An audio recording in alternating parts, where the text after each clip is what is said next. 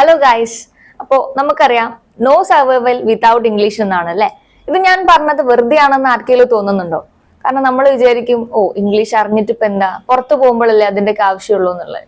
അങ്ങനെയല്ല ഗൈസ്. നിങ്ങളൊന്ന് ആലോചിച്ച് നോക്കിയേ, നമ്മളിപ്പോ ഒരു കുഞ്ഞു ഫോം വരെ ഫില്ല് ചെയ്യുകയാണെങ്കിൽ നമുക്ക് ഏറ്റവും ഇമ്പോർട്ടന്റ് ആയിട്ടുള്ള നമ്മൾ അറിഞ്ഞിരിക്കുന്ന ഒരു ലാംഗ്വേജും കൂടിയാണ് ഇംഗ്ലീഷ് എന്നുള്ളത് അല്ലെ.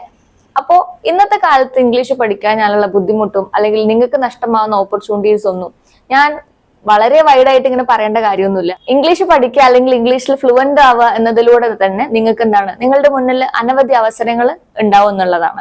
അപ്പോൾ ഇംഗ്ലീഷ് എന്ന് പറയുമ്പോൾ വളരെ ഹാർഡാണ് പഠിക്കാൻ, ഞങ്ങളെ കൊണ്ട് പറ്റില്ല, ബുദ്ധിമുട്ടാണ് എന്നൊക്കെ പറയുന്ന ആൾക്കാർക്ക് വേണ്ടിയിട്ട് ഒരു നല്ലൊരു ചാൻസസ് ഞങ്ങൾ പ്രൊവൈഡ് ചെയ്യാണ്.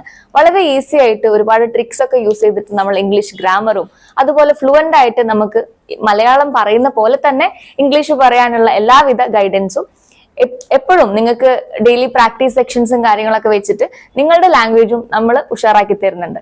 അപ്പോൾ നിങ്ങൾക്ക് ജോയിൻ ചെയ്യാനുള്ള കോൺടാക്ട് നമ്പർ താഴെയുണ്ട്. അപ്പോൾ ഇന്ന് തന്നെ ജോയിൻ ചെയ്യുക, സ്മാർട്ടായിട്ട് ഇംഗ്ലീഷ് പഠിക്കുക.